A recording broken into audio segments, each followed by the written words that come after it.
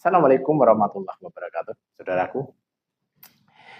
Kita akan mengungkap saudara kita atau pasien kita yang di situ secara fisik sebenarnya tidak ada keluhan, tapi beliau itu merasa aneh. Merasa anehnya, beliau sudah mapan. Maaf, alhamdulillah diberikan wajah yang bagus, yang cantik. Tapi entah kenapa selalu gagal dalam menjalin hubungan. Selalu gagal ketika mau menikah. Berulang kali, berkali-kali sudah dekat sama laki-laki atas izin Allah, sudah sama-sama suka. Hanya bertahan berapa bulan, gagal. Ada juga yang sudah ada 1 tahun, 2 tahun. Ketika mau dinikahi, gagal lagi. Dan itu sering terjadi seperti itu. Saudara kita itu merasa aneh karena beliau itu merasa setiap kegagalan itu tidak ada masalah yang serius. Hanya tiba-tiba merasa bosan. Kalau enggak dari dirinya sendiri, dari calon pasangannya. Dan seperti itu terus. Sehingga yang awalnya tidak percaya atau mungkin tidak mengira ada kekuatan-kekuatan yang bisa menghalangi jodoh. Nah, dia penasaran, dia akan ungkap. Kepengen cara tahu, apa mungkin ada bangsa jin yang menghalangi jodohnya. Dan kalau ada, dari mana? Atau seseorang atau mungkin dari lingkungan. Ya kita akan cari tahu. Mudah-mudahan bisa mendapatkan petunjuk lantaran mediasi pengungkapan.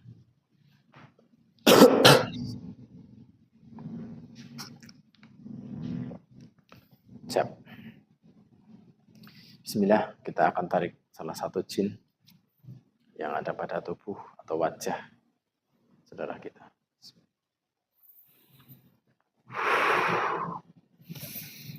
Astagfirullahaladzim. Allah Akbar.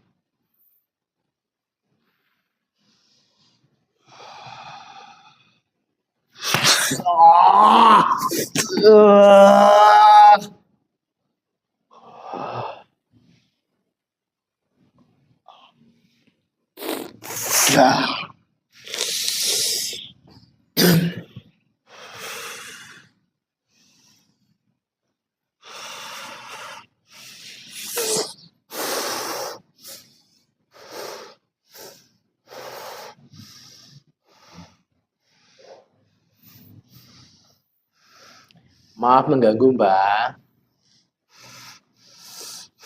Maaf mengganggu, Mbak.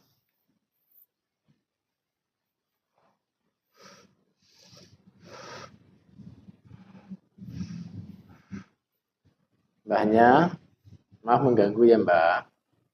Sampean sing ngundang aku. Iya, Mbak. Saya yang manggil Mbahnya. Nggak perlu apa sampean karo aku.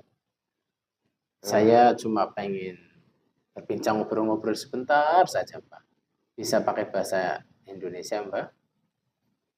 Arep ngobrol opo? Mau nanya-nanya sebentar saja, Mbak. Nanya. Iya. Nanya opo? Nanya, Mbahnya itu kok bisa di tubuh saudara saya itu bagaimana ceritanya, Mbak? Urusan kamu apa? Tanya-tanya seperti itu. Ya, saya nggak punya urusan, Mbak. Saya Sudah, cuma kalau tidak ada urusan jangan tanya seperti itu. Kamu tanya berarti kan ada urusan. Ya kayak gini, Mbak. Sabar, Mbak. Ini ya, Mbak. Sebenarnya saya hanya cuma disuruh. Sama siapa? Ya, sama saudara saya yang Saudara mbahnya, kamu siapa? ya itu yang mbahnya apa itu Huni. Nyuruh apa ke kamu? Nyuruh ini kayak gini loh, Mbak. Sabar ya, Mbak. Nyuruh apa ke kamu? Iya, sebentar saya tahu ngomong, Mbak. Jadi orangnya bilang ini di tubuh saya apa ada jinnya. Kalau ada jinnya, oh saya pengen tahu gitu. Nah, ternyata saya bilang insya Allah ada gitu. Terus coba saya pengen tahu kayak gitu loh, Mbak. Jadi yang pengen tahu itu saudara saya, Mbak, bukan saya. Saya sih nggak perlu tahu lah. Jadi ini perwakilan saja. Kenapa mbahnya ada pada tubuh saudara saya, Mbak? Sudah lama belum? Tujuannya Sudah. apa? Sudah lama. Sudah. Dari mana? Dari kecil atau dari bayi atau dari mana? Ya dari kecil. Dari kecil sudah ada mbahnya di situ. Ya. Aslinya mbahnya? Asli apa? Maksudnya tujuannya mbahnya itu ngapain di tubuh saudara saya? Ya, bukan urusan kamu. Iya, tapi ini saudara saya nanya, Mbak. Bukan urusan saya, tapi kan saudara saya nanya lewat saya suruh nanyain. Saya nggak mau jawab. Ya kalau kamu nggak mau jawab, ya terserah mbahnya, tapi kan ya kasihan. Masa mbahnya udah bertahun-tahun di tubuhnya, terus yang punya tubuhmu nanya, nggak mau jawab. Ya nanya apa? Ya itu, mbahnya tujuannya apa di tubuhnya? Gak ada tujuan. Kalau nggak ada tujuan, kenapa di tubuhnya? Ya karena saya senang tinggal bersama dia. Karena sudah menjadi kewajiban saya tinggal sama dia. Nah kalau kewajiban, kok bisa kewajiban, Mbak? Kok bisa kewajiban? Ya karena dia adalah keluarga saya. Oh, mbaknya jin ini berasal dari keturunan, dari buyut-buyutnya, dari mbah-mbahnya. Tidak perlu tahu kamu saya di mana, dari siapa. Nah iya, maksudnya berarti ini mbahnya cara bahasa sekarang jin dari leluhurnya gitu, dari mbah-mbahnya dulu. Serah kamu bicara seperti itu. Nah iya, mas cuma nanya saja. Gitu. Dan mbahnya suruh jaga. Saya tanya-tanya seperti itu. Dan mbahnya suruh ngapain? Ya saya tugasnya ya sudah. Pasti yang menjaga. Oh, menjaga. Menjaga dari apa, Mbak? Dari apa? Dari semua. Semua apa, Mbak? Ya semua kejahatan yang ingin melukai dia, yang ingin menyakiti dia, dari kejahatan manusia, dari kejahatan bangsa saya. Nah terus gini, Mbak, tapi kok kenapa dari kemarin, dari dulu, saudara saya itu ketika mau menikah kenal laki-laki kok selalu nggak jadi, selalu gagal. Kenapa seperti itu, Mbak? Menikah tidak jadi, gagal. Kenapa harus menikah? Kenapa ingin menikah? Ya manusia jelas pengen menikah, pengen punya anak, pengen punya keluarga, pengen dijaga oleh suaminya. Dijaga oleh suaminya.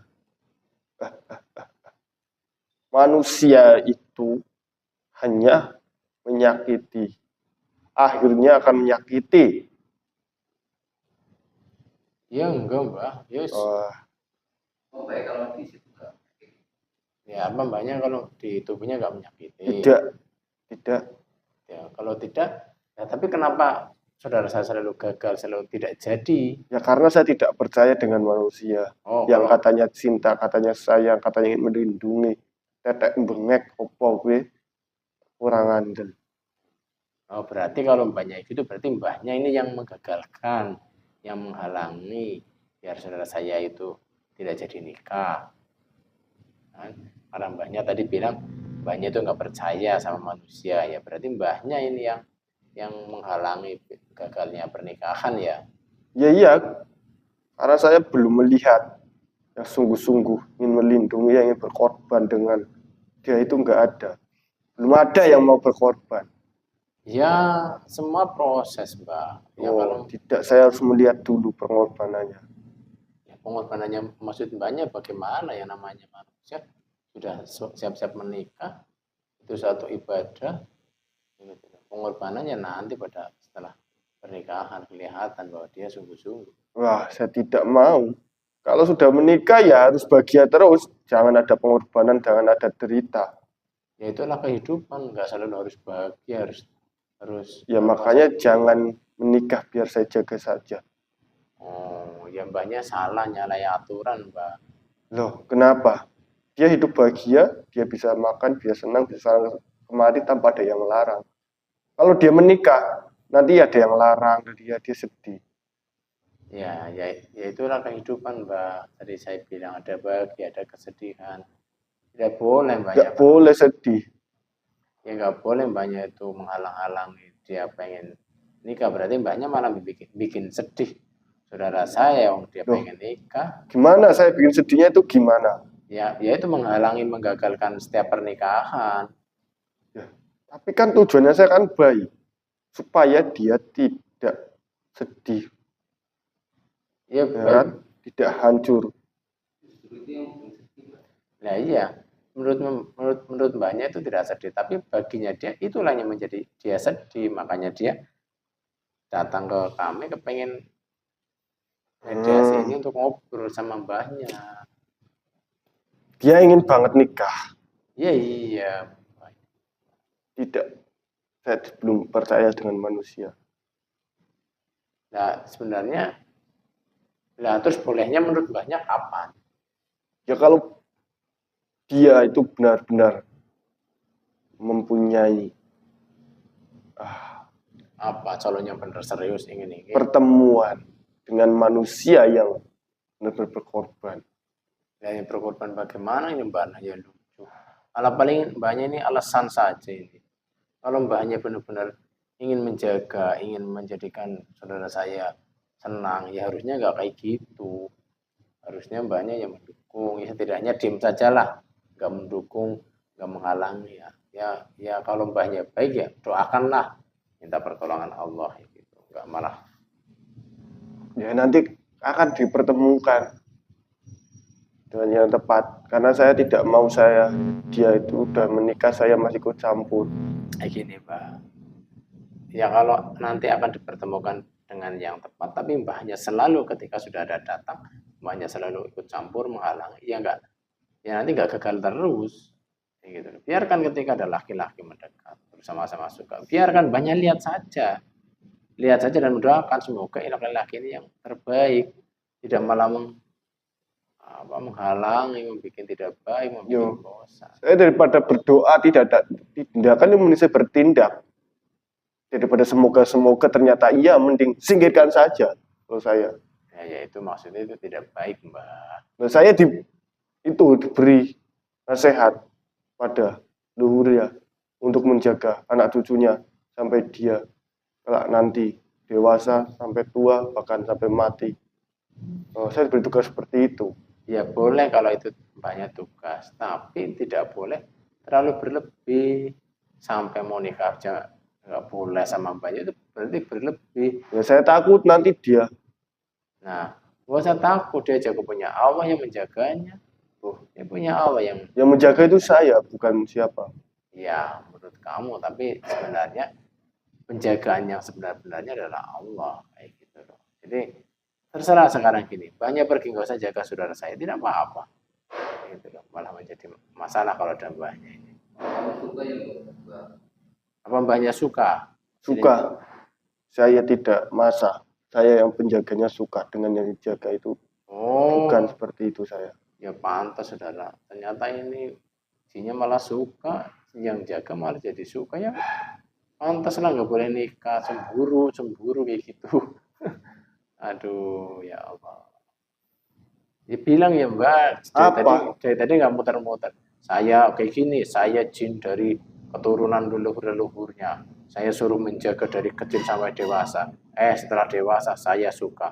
Nah kayak gitu kan jelas. Ketika saya tidak suka. Tidak suka bagaimana? Itu bilangnya suka. Tidak mungkin saya suka. Ya, kalau mbahnya tidak suka ya sudah pergi. Biarkan sama orang yang menyukai, mencintai. Bingung lagi. Saya mau bukti saja kalau dia nikah bahagia,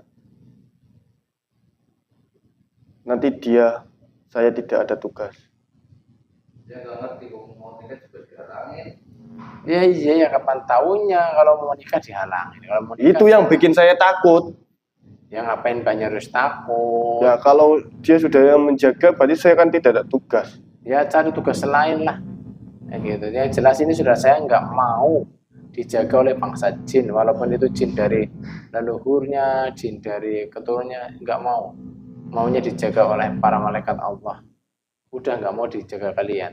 Gitu. Kalau mau ikut silahkan, tapi ya itu baik-baik, tidak usah apa itu bikin usil yang tidak baik.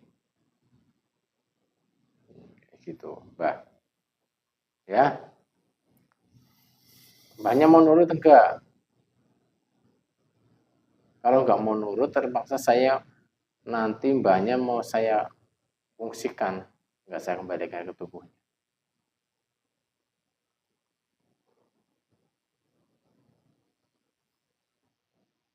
Gimana, Mbak? Mau nggak nurut? Ini saya belum bisa mengambil keputusan. Kalau mbaknya nggak bisa ngambil keputusan, Karena kalau saya nurut pada siapa saya harus? ya Nurut nurut. ke kamu, saya tidak mau. Gini aja, mbahnya sekarang saya ungsikan, terus nanti kalau sudah berpikir panjang, nanti saya kembalikan. Itu aja, wis. Mbahnya saya kasih ruangan tersendiri untuk merenung. Mau nurut sama saya atau enggak? Saya tidak mau nurut dengan kamu. Saya cuma memikirkan kata-kata kamu. Kata-kata apa? Ya itu untuk kebahagiaannya. Bahwa kalau memang menikah menjadi kebahagiaannya, saya tidak mau buat apa lagi. Ya iya. Ya udah, makanya mbahnya itu udah. Tapi saya lihat, ya lelakinya seperti itu. Ya sudah, yang penting kan suka, dia kan seperti itu gimana juga laki-lakinya rajin ibadah, udah siap pekerjaan gitu loh. Itu karena kecemburuannya mbahnya saja sehingga mbahnya berpikir seperti itu. Sebentar, Mbak, sebentar.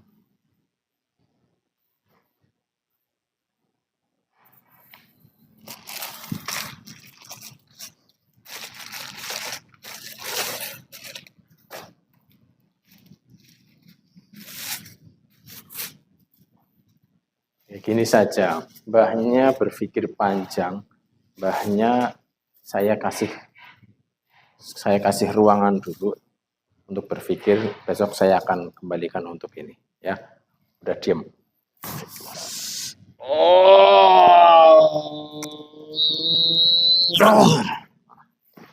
Ini jinnya akan saya kurung di kresek biar nanti berpikir, ya jin, kamu berpikir kalau kamu baik-baik nurut dengan apa yang saya sampaikan, kamu saya lepas. Kalau enggak, saya kurungi terus di plastik kresek.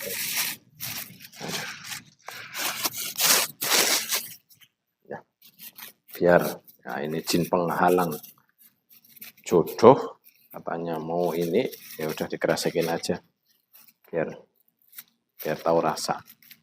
Biasanya kayak gitu jinnya. Alasannya menjaga pada dia suka. Gitu. Ya. Nah, udah aman. Sekarang nggak ada yang menghalangi jodohnya.